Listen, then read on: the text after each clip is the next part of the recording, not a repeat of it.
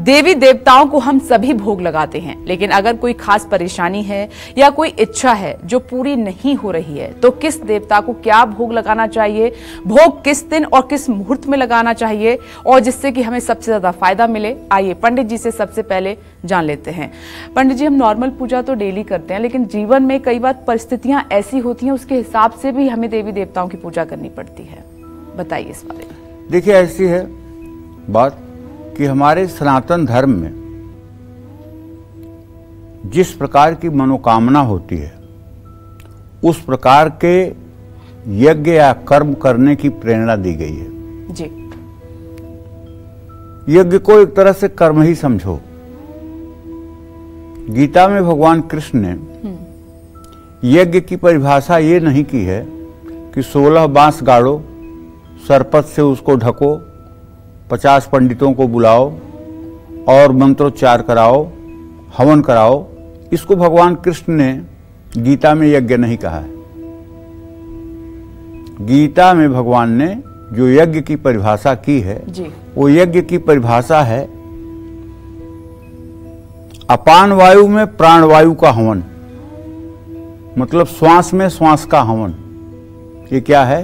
ये नाम जप है, ये हरि संकीर्तन है, ये प्रभु का स्मरण है। आत्मा में ही आत्मा का रमण। और सबसे बड़ा उन्होंने ज्ञान यज्ञ कहा है। ज्ञान यज्ञ क्या है? ईश्वर को सतत प्राप्त होने की जो प्रक्रिया का कार्यक्रम है वो ज्ञान यज्ञ कहलाता है। और सबसे बड़ा दान क्या है? ज्ञान दान है जी, बिल्कुल। आप कोई भी वस्तु किसी को दान कर दीजिए, वो वस्तु आज नहीं तो कल खत्म हो जाएगी। लेकिन अगर आपने किसी को ज्ञान दान दे दिया है, ज्ञान उसको प्राप्त हो गया है, तो यह एक ऐसा दान है जो उसके जीवन पर्यंत कभी नष्ट न होने वाली वस्तु है। तो देखिए, हम सांसारिक लोग हैं और विपनेश जी, जब जन्म कुंडली में चंद्रमा कमजोर होता है। अब चंद्रमा को हमारे यहाँ सामवेद में कहते हैं चंद्रमा मनसो जाता है। चंद्रमा मन का कारक ग्रह है और कुंडली में चंद्रमा को बीज समझ करके और तब ज्योतिषी को चंद्रमा के फलादेश करने चाहिए। अब हमारी शरीर है, बिल्कुल। इस शरीर में चंद्रमा का स्थान कहाँ है ये जानना चाहिए। तो चंद्रमा का स्थान बाईं आंख के ऊपर, मस्तक पर बाईं आंख के ऊपर चंद्रमा का स्थान है। और चंद्रमा का उच्च स्थान जो है, यहां तो स्थान है और उच्च स्थान हृदय पर है। इसमें क्या अंतर है पंडित जी? इसमें बहुत अंतर है। इसमें अंतर यह है कि हमारे शरीर की जो संरचना है, इस संरचना में शरीर में 7 चक्रों की कल्पना ऋषियों मुनियों ने की है। पहला चक्र जो होता है उसका नाम है मूलाधार चक्र, जो रेक्टम गुदा मार्ग पर होता है जी। दूसरा चक्र होता है स्वाधिष्ठान, जो मतलब कि मूत्राशय के पास होता है। तीसरा चक्र है मणिपूरक, जो नाभि पर होता है। और चौथा चक्र है अनाहत, जो हृदय पर होता है। पांचवा चक्र है विशुद्धि, जो कंठ में होता है।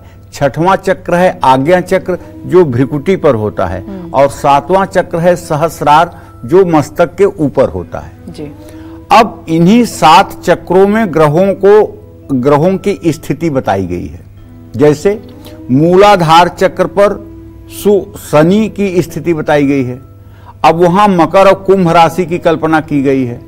अब जैसे बच्चा जब पेट में रहता है तो उसके दोनों पैर उसके कंधे में लगे होते हैं और बच्चे की गुदा मार्ग जो होता है, बच्चे का जो रेक्टम होता है वो सबसे ऊपर होता है और बच्चे का सर जो होता है वो सबसे नीचे होता है जी। तो सबसे ऊपर मकर और कुंभ राशि है, वहां का स्वामी शनि है। शनि 30 वर्ष में पृथ्वी की एक परिक्रमा करता है। सबसे मंद ग्रह क्या है? शनि। सबसे ऊपर कौन सा ग्रह हुआ? शनि। इसीलिए मकर कुंभ की कल्पना रेक्टम पर की गई है और वहां मकर कुंभ राशि है, वो मूलाधार चक्र है। वो कहां है? गर्भ में सबसे ऊपर। उसके नीचे क्या है? उसके नीचे स्वाधिष्ठान चक्र है। स्वाधिष्ठान चक्र पे धनु और मीन राशि की कल्पना की गई है। धनु और मीन राशि का स्वामी कौन है? बृहस्पति। बृहस्पति की चाल क्या है? एक वर्ष में एक राशि पर चलते हैं। शनि से कम समय में चलने वाले यही हैं। 12 वर्षों में एक बार ये पृथ्वी की परिक्रमा करते हैं, इसलिए वहां धनु और मीन राशि की कल्पना की गई है। इसी तरह से नंबर आता है मणिपूरक चक्र का। मणिपूरक चक्र कहाँ है? नाभि पर, उसके नीचे है जी। स्वाधिष्ठान चक्र के नीचे है। वहां कल्पना किसकी की गई है? वहां कल्पना मंगल की गई है। मंगल कितने महीने एक राशि में रहता है? 1.5 महीने। मंगल 18 महीने में पृथ्वी का एक चक्कर लगाता है। तो इस तरह से मंगल की मेष और वृश्चिक राशि नाभि पर होती है। ठीक है। मंगल का स्वभाव क्या है? उष्मा कारक, गरम। वहां क्या होती है? वहां होती है जठराग्नि। उसका काम क्या है? भोजन को डाइजेस्ट करना। वहां क्या होती है? समान वायु, जो शरीर के टेम्परेचर को 98.4 पे जो है कंट्रोल करती है। अगर समान वायु बिगड़ जाए तो बुखार या तो बहुत तेज हो जाएगा या हाथ पैर ठंडा हो जाएगा, आदमी के मरने की भी स्थिति हो सकती है जी। इसी तरह से हृदय पर जो है, इसके बाद हृदय आता है, मणिपूरक के नीचे हृदय आता है। हृदय चक्र पर वृषभ और तुला राशि की कल्पना की गई है। वृषभ राशि और तुला राशि का स्वामी शुक्र है, जो 28 दिन एक राशि पे रहता है। ठीक है जी। तो उसके नीचे क्या है? विशुद्धि चक्र है। विशुद्धि चक्र का स्वामी मिथुन और कन्या का है बुध। बुध 26 दिन एक राशि में रहता है। इसके बाद बाएं आंख पर जो है चंद्रमा का स्थान है, जो 2.25 दिन एक राशि में रहता है। और दाहिनी आंख जो सबसे नीचे है, यहाँ सूर्य का स्थान है, जो 1 महीने एक राशि में रहता है। तो इस तरह से ग्रहों के स्थान जो है शरीर में कल्पित किए गए हैं। अगर किसी की कुंडली में सारे ग्रह गड़बड़ सड़बड़ बैठे हुए हैं, ठीक है, और सब खराब हैं, अगर वो व्यक्ति ये ठान ले कि मुझे सारे ग्रहों को ठीक करना है, मुझे राजाधिराज बनना है, मुझे ज्ञानी और बुद्धिमान बनना है, और इन चक्रों के हिसाब से वो ग्रहों को जागृत करना शुरू कर दे। जैसे चंद्रमा किसी का वृश्चिक राशि का हो गया जी। जो हम अभी चर्चा कर रहे हैं, तो वृश्चिक राशि का चंद्रमा नीच राशि में माना जाता है। तो वृश्चिक राशि पे होगा तो नाभि पे चंद्रमा की स्पार्किंग होगी। नाभि पर जब होगी तो यहाँ उष्मा कारक मंगल का असर कम होगा, क्योंकि चंद्रमा शीतलता का कारक है। तो डाइजेशन मंद हो जाएगी। ऐसे आदमी की डाइजेशन जो है मंद हो जाएगी। धीरे धीरे खाना डाइजेस्ट होगा, उसको आलस्य बहुत आएगी, नींद बहुत आएगी, स्फूर्ति नहीं रहेगी। अब इस चंद्रमा को ठीक करना है तो बस सुबह शाम बैठ जाओ, आंख बंद करो और बाईं आंख पे चलता हुआ चंद्रमा इमेजिन करके ओम सोम सोमाय नमः, ओम सोम सोमाय नमः, इस मंत्र का जप करो और मन को ठाट दो कि चंद्रमा मणिपूरक से चल के और यहाँ पर जो है इस चक्र पर जो है योजना चक्र पर आ रहा है। मतलब मंत्र पूजा से आप ग्रहों की जो खराब दिशा ठीक कर सकते हैं। साउंड एनर्जी में इतनी ताकत है। तो चंद्रमा को जब आपने यहाँ ला दिया या चंद्रमा को आपने हृदय पे ला दिया, दोनों जगहों पे, यहाँ चंद्रमा उच्च स्थानीय होता है, यहाँ स्वस्थानीय होता है, तो आपकी जो मतलब की डाइजेशन की समस्या है वो तो ठीक होगी। आपकी प्लानिंग जो है चक्रव्यूह बन जाएगी। आप अगर कोई प्लानिंग कर दोगे तो उस प्लानिंग में कोई छेद कर दे, ऐसा धरती पर कोई पैदा नहीं हुआ है। क्योंकि जैसा खाओगे अन्न वैसा बनेगा मन। अन्न से मन का निर्माण होता है, लेकिन मन एवं मनुष्याणाम कारण बंध मोक्षयो, मन ही मनुष्य के मोक्ष और बंधन का कारण है। मन एवं मनुष्याणाम कारण बंध मोक्षयो, मन मनुष्य के बंधन और मोक्ष का कारण है, और मन ही आदमी के उन्नति और पतन का कारण है। बिल्कुल सही कहा। मगर मन अगर आपको बुरे मार्गों पर लेकर चला जाए तो पतन सुनिश्चित है, और मन आपको नेक कार्यों की तरफ आगे बढ़ाए तो आपकी उन्नति निश्चित है। तो अगर चंद्रमा कमजोर है या शादी में दिक्कत आ रही है, सफलता नहीं मिल रही है, तो भगवान शिव का भोग लगाना चाहिए। भगवान शिव ने चंद्रमा को अपने साथ धारण किया हुआ है, और भगवान शिव को पूजा उपासना के खूब विधिवत साथ साथ भांग और पंचामृत का भोग भी पसंद है। अपनी हर मनोकामना को पूरा करने के लिए दूध, दही, शहद, शक्कर, घी, जल से शिवलिंग का अभिषेक करना चाहिए। शिवलिंग का अभिषेक करते समय अगर संभव हो तो आप अपने YouTube में रुद्र सूक्तम चला लीजिए और रुद्र सूक्तम के 16 मंत्रों को चलाते हुए आप शिवलिंग पर अभिषेक करिए। देखिए कैसे आपकी मनोकामना सद्य पूर्ण होती है। क्यों?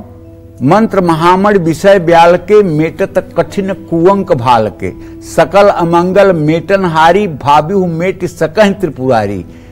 होनी को भी बदलने की सामर्थ्य भगवान शिव में है और जो लोग भगवान शिव की उपासना करते हैं उनके लिए इस संसार सागर में कुछ भी दुर्गम नहीं है। इसलिए भगवान शिव की शरणागति बहुत महत्वपूर्ण है। और मान लीजिए आज भागती हुई जिंदगी है, आज सबसे बड़ा भूत करियर, जिसको देखो वही करियर ठीक नहीं है, करियर ठीक नहीं है, करियर ठीक नहीं है। अभी मैंने विपनेश से पूछा कि तुम अपने लिए कितने घंटे जीती हो, तो इस कार्यक्रम शुरू होने के पहले मैंने पूछ लिया, अभी सोच रही होगी बता दे रहे हैं सबसे। तो इन्होंने कहा मैं तो अपने लिए एक मिनट नहीं जी पाती हूँ। अर्थात मैं या तो काम में लगी हूँ, या तो परिवार में लगी हूँ, या तो परिवार को देखती हूँ, या तो काम को देखती हूँ। अपने लिए जो हमारा पर्सनल समय होता है, जिसे हमारे और भगवान के बीच में कोई तीसरा न हो, वो वाला समय नहीं मिल पाता है। तो कहने का मतलब यह है, शिवलिंग पर भांग, धतूरा, गंध, चंदन, फूल, कपड़ा, ये सब वस्तुएं जो भी आपके सामर्थ्य में है वो अर्पित करिए, लेकिन भगवान शिव से अपने हृदय का कनेक्शन जोड़िए। ऐसा कनेक्शन जोड़िए कि भगवान शिव हर समय आपके हृदय में विराजमान है। भगवान शिव को रेवड़ी, चिरौंजी, मिश्री का भी भोग आप लगा सकते हैं। अगर आपकी कोई विशेष मनोकामना है, उसकी पूर्ति करना चाहते हैं, तो सावन में भगवान शिव को पंचामृत, गुड़, चना और चिरौंजी का भोग लगाइए। जो कन्याएं 10 साल 12 साल की हैं, अगर वो सोमवार का व्रत करना शुरू कर दें और शिव जी की आराधना शुरू कर दें, पढ़ाई लिखाई के साथ साथ, कहीं रुकावट नहीं है। हफ्ता में एक दिन सोमवार को अपने घर में ही एक पारे का शिवलिंग रख लो और पूजा करो और ओम नमः शिवाय का जप करो। मैं दावे के साथ कह सकता हूं, ऐसी कन्याएं जिस घर में अपना कदम रखेंगी, वहां लक्ष्मी पहले जाकर पहुंच जाएंगी, वहां समृद्धि पहले जाके पहुंच जाएगी।